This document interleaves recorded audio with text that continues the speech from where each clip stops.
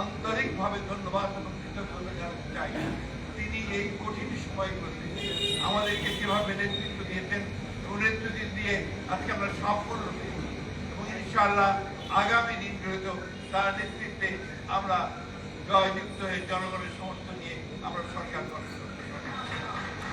এবং এই সূত্রে আমি আরেকজন মানুষকে ধন্যবাদ জানাতে চাই, যিনি পাশে দাঁড়িয়ে আছেন, আমাদের ডক্টর তাহিরকে, যিনি দীর্ঘকাল আপনার সঙ্গে থেকে তিনি আপনাদের চিকিৎসায় সহযোগিতা করতেন এবং আমাদের এই ডক্টর সাহেবদের আন্তরিকভাবে আমাদের দলের পক্ষ থেকে তাদেরকে আন্তরিকভাবে ধন্যবাদ এবং কৃতজ্ঞতা জানাচ্ছি। এবং ম্যাডাম এই আশা করছি যে আমাদের ভারপ্রাপ্ত চেয়ারম্যান সাহেব আপনি অতি দ্রুত আমাদের মাঝে আসবেন এবং আমাদের মাঝে এসে আমাদেরকে আরো অনুপ্রাণিত করবেন। কিছু বলবেন চেয়ারম্যান সাহেব, ভারপ্রাপ্ত চেয়ারম্যান সাহেব কিছু বলবেন?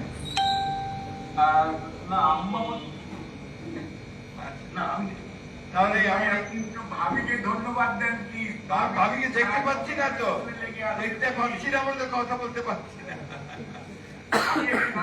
আমি আন্তরিকভাবে আমাদের ভাবিকে আন্তরিকভাবে কৃতজ্ঞতা ধন্যবাদ জানাতে চাচ্ছি এই জন্যে যে তিনিও দীর্ঘকাল এই সময়টা কাটিয়ে প্রায় 15 বছর 16 বছর এই সঙ্গে থেকে আমাদের অ্যাক্টিভ চেয়ারম্যানের সঙ্গে থেকে তাকে অনুপ্রাণিত করেছেন এবং আড়ালে থেকেই আমাদেরকে সেই পথ সাহায্য দেখিয়েছেন, পথ দেখিয়েছেন।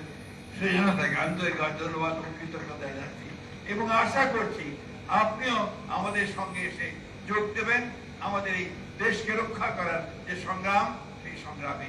ধন্যবাদ সকলকে। আসতেন না, ধন্যবাদ জানাচ্ছি।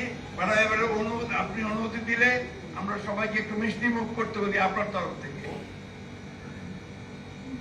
আচ্ছা, নাস্তা খেয়ে যাবেন, নাস্তার ব্যবস্থা আছে। Thank you madam. ম্যাডাম একটু দোয়ার ব্যবস্থা আছে।